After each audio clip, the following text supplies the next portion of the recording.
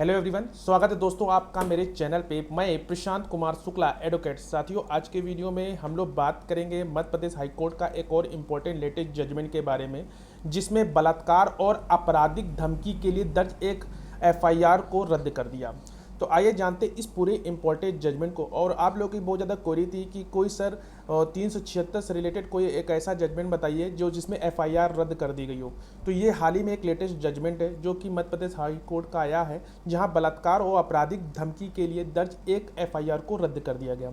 आइए जानते हैं इस पूरे इंपॉर्टेंट जजमेंट को। वीडियो शुरू करने से पहले अगर आप मेरे चैनल पहली बार है, चैनल को जरूर सब्सक्राइब करिए, लाइक करिए, शेयर करिए और कमेंट करना तो मत भूलिएगा। अगर किसी केस से कोई भी क्वेरी हो तो कॉल पे भी अपना अपॉइंटमेंट बुक करा सकते हैं, उसका नंबर डिस्क्रिप्शन बॉक्स में दिया है।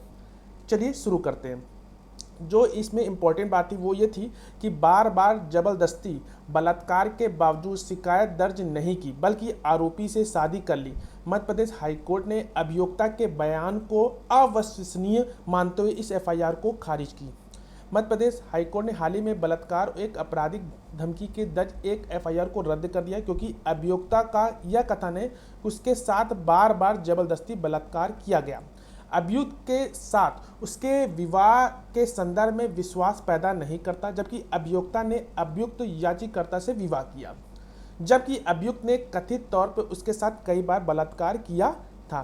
कोर्ट ने कहा कि जो अभियोक्ता है द्वारा बार बार कथित बलात्कार के बावजूद प्राथमिक दर्ज न करना एक संदिग्ध प्रतीत होता है। न्यायालय ने यह भी कहा कि अभियुक्त और पीड़िता के बीच जो विवाह होने से किसी भी विवेकशील व्यक्ति के लिए अभियोक्ता की कहानी पर विश्वास करना मुश्किल हो जाता है।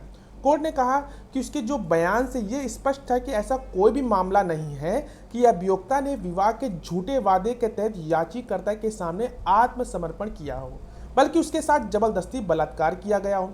याचिकाकर्ता लंबे समय तक उसके साथ बार बार जबरदस्ती बलात्कार किए जाने के बावजूद उसने याचिकाकर्ता के खिलाफ प्राथमिक दर्ज नहीं कराई, बल्कि उसने याचिकाकर्ता से विवाह भी कर लिया। कोर्ट ने इस बात पर भी प्रकाश डाला कि कैसे एक अभियोक्ता के बयान में कहा गया कि उसने कई मौकों पर आरोपी द्वारा किए गए शादी के झूठे वादों पर विश्वास करके कभी भी यौन संबंध बनाने की सहमति नहीं दी थी। धारा 164 सीआरपीसी के तहत पीड़िता के जो बयान की जांच करने के बाद अदालत ने पाया कि उसने हर समय आरोपी द्वारा किए गए प्रयास का विरोध किया। पीड़िता द्वारा सुनवाई जो गई कहानी के आधार पर अदालत ने उन चरणों पे का और उन इम्पोर्टेंट कारकों पर ध्यान दिया जिनके वजह से उसके बयान अंत में अविश्वसनीय प्रतीत होता है। और अभियोक्ता के मामले में खिलाफ जो अन्य परिस्थितियां भी थी कि उसकी कई एमएलसी रिपोर्ट उसके शरीर पर किसी भी चोट के निशान नहीं थे। और शिकायतकर्ता के अनुसार आर्य समाज में जो संपन्न विवाह एक दिखावा था, क्योंकि पति ने विवाह के 3 दिनों के भीतर विवाह को अमान्य घोषित करने के लिए एक याचिका दायर की थी। अदालत ने एफआईआर और चार्जशीट को रद्द कर दिया और साथ ही ट्रायल कोर्ट के उस आदेश के खिलाफ आपराधिक पुनरीक्षण की अनुमति दी जिसमें डिस्चार्ज के लिए आवेदन को खारिज कर दिया गया था।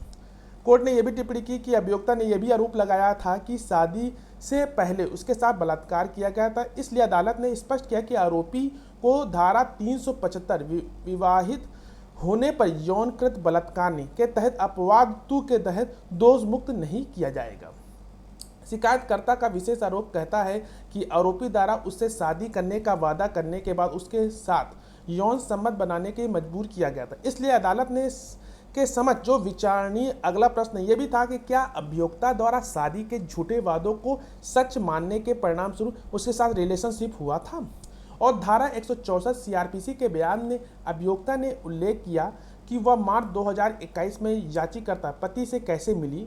जब उसने उसके सामने शादी का प्रस्ताव रखा तो शिकायतकर्ता ने उससे शादी करने की कोई भी दिलचस्पी नहीं दिखाई।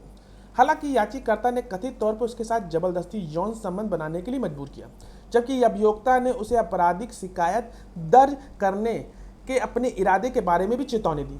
तो याचिकाकर्ता ने पति ने उसे फिर से आश्वासन दिया कि वे शादी करेंगे और फिर से उसके साथ जबरदस्ती बलात्कार किया, और शिकायतकर्ता ने प्रस्तुत भी ये किया था। प्रतिवादी के साथ बार बार बलात्कार करने के बाद याचिकाकर्ता ने पुलिस में शिकायत दर्ज कराने के बाद नवंबर 2021 में उससे शादी करने के लिए सहमति व्यक्त की। हालांकि उस पर शिकायत प्राथमिक दर्ज नहीं की गई। कोर्ट ने कहा कि अभियोक्ता ने कहा कि वह थाने में परामर्शदाता के आग्रह पर उक्त विवाह के लिए सहमत हुई। उसने यह भी उल्लेख किया कि कैसे एक कांस्टेबल ने उसके भाई को आपराधिक मामले में फंसाने की धमकी देकर उसे आरोपी से शादी करने का दबाव डाला। शिकायतकर्ता ने कहा शादी के तुरंत बाद याचिकाकर्ता आरोपी ने शिकायतकर्ता को छोड़ दिया और उसके बाद कॉल का जवाब नहीं दिया। तो यह एक इम्पॉर्टेंट जजमेंट जो हाल ही के दिनों में मध्य प्रदेश हाईकोर्ट का आया है, जहां मध्य प्रदेश हाईकोर्ट ने हाल ही में बलात्कार और आपराधिक धमकी के लिए दर्ज की गई एक एफआईआर को रद्द कर दिया। आशा करते हैं ये जजमेंट आपको समझ में आया होगा, इसके इंपॉर्टेंट फैक्ट को आपने समझा होगा। अगर कोई भी क्वेरी तो कमेंट बॉक्स में जरूर पूछ सकते हैं। और अगर आपको किसी केस से रिलेटेड कोई भी क्वेरी हो तो कॉल पे भी अपना अपॉइंटमेंट बुक करा सकते हैं, उसका नंबर डिस्क्रिप्शन बॉक्स में दिया है। और लाइक शेयर कमेंट करना तो मत भूलिएगा। मिलते हैं एक नेक्स्ट वीडियो में, तब तक के लिए धन्यवाद।